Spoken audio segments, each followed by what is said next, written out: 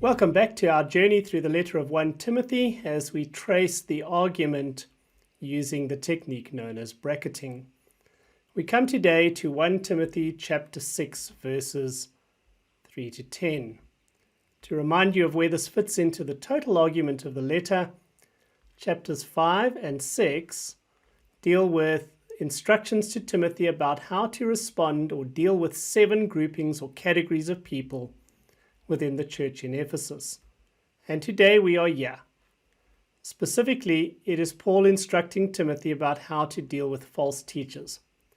There have been several previous references to the false teachers throughout the letter. This is the last substantive one.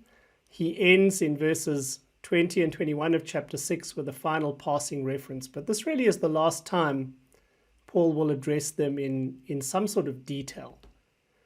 So let's unpack the passage.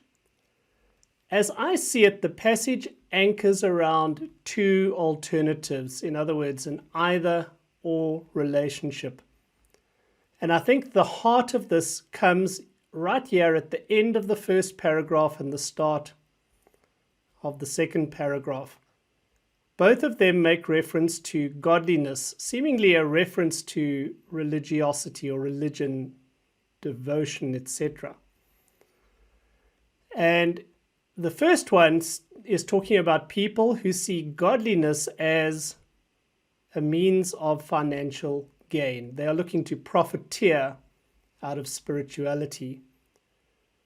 The alternative to that is godliness with contentment, which is great gain, not necessarily great financial gain, but of great value. And this is the contrast that I think anchors the passage. If we look at who's being spoken about, the first paragraph is about anyone who teaches a different doctrine and does not agree with the sound words of our Lord Jesus Christ. So, in other words, here again we have the false teachers. And then the opening part of our second paragraph switches to we. So we brought nothing into the world, we can take nothing out of it. If we have food and clothing with these, we will be content. And then he switches again. But those who desire to be rich, and the love of money is a root of all kinds of evil, through it some have wandered away from the faith. So yeah, we're talking about false teachers. Here at the end, we're again talking about false teachers. And in the middle, he's contrasting what true teachers or godly teachers like Timothy should do. Let's go and see how Paul develops this big idea. Our first paragraph is all about the false teachers. So he talks about an if-then relationship. The more technical expression for this is condition, consequence. So if anyone teaches a different doctrine, anyone teaches something that is contrary to what we know through Jesus Christ, and now he's going to characterize that person. So he is puffed up, he understands nothing, he has a craving for controversies and quarrels about words which produce all kinds of negative results. So if anyone is proclaiming and teaching something false, then, and Paul makes some characterizations of that kind of person. Particularly, there are 2 characterizations of that person. The first relates to he is puffed up and understands nothing, meaning nothing of the true gospel. And then the second claim he makes about him is that this person has an unhealthy craving for controversy and quarrels about words. And if we've kept track of the whole letter of 1 Timothy, this characterizes the particular false teaching that Timothy was facing in the church in Ephesus at the time, controversy about silly things. Paul continues to unpack that second description. So it says this fascination with controversy, myths, genealogies, quarrels, produces certain things. So this word produces is indicating a result of their actions. And the results are pretty bleak. Their teaching produces envy, dissension, slander, evil suspicions, and constant friction among people who are depraved in mind and deprived of the truth. It would be fair to say Paul has a fairly low view of these false teachers. And he ends with a key description of these false teachers. And almost, although this is right at the bottom of our food chain as we draw our diagram, this is almost the climax of what he's saying to Timothy here. These are false teachers who imagine that godliness, code word here for religion, or in their case, feigned devotion, is a means to an end, namely a means to financial gain.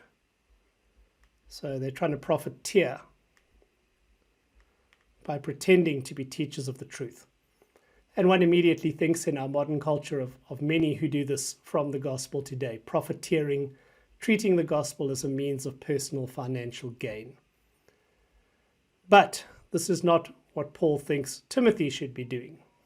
So now he presents to Timothy the alternative to that, and he says to his son in the faith, but instead of going in that direction, for us, true ministers, godliness with contentment has great value. We've seen this idea earlier. Godliness is of great value. And then he begins to give the reason for godliness with contentment being of great value. So the reason is that we brought nothing into the world and we're not going to take anything out of the world. In other words, accumulating stuff in the here and now adds nothing to our eternal well-being. So probably it's of limited value. And then he illustrates it. He says, so now he wants to illustrate the principle is godliness with contentment. What does that look like? Particularly the question, how much is enough? And he illustrates that by saying, if we have food and clothing, that's enough to be content. Oh, my humble apologies, didn't mean to jump to the last slide.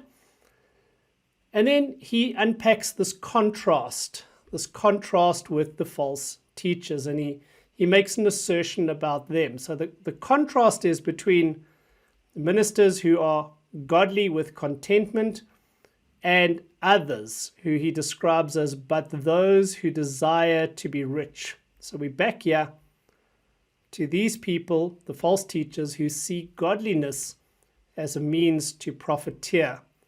And he makes an assertion about them. He says they fall into temptations and snares, harmful desires that plunge people into ruin and destruction. So he says if we're going to exploit godliness or religion as a means for profiteering, the ultimate outcome of that is going to be ruin and destruction upon those who do it, and conceivably even upon those whom they influence. And then we have another ground, a reason, an explanation of why this is. And he says, the love of money is a root of all kinds of evil. And he goes on to say that when we are motivated by getting rich, by a love of money instead of a love of God, a love of truth, then we will wander from the faith and pierce themselves through with many pangs. And so that is the gist of this. It's the final time that Paul substantially addresses the false teachers. He's not addressing the false teachers, of course. He's telling Timothy how he is to handle false teachers in the church. And the key issue that he focuses on here is the contrast, the two alternatives, godliness as a means of gain or godliness with contentment, which is great gain. And of course, the challenge to us, especially if we are people who love and serve Jesus and seek to serve him in vocational ministry, is which of those are we doing?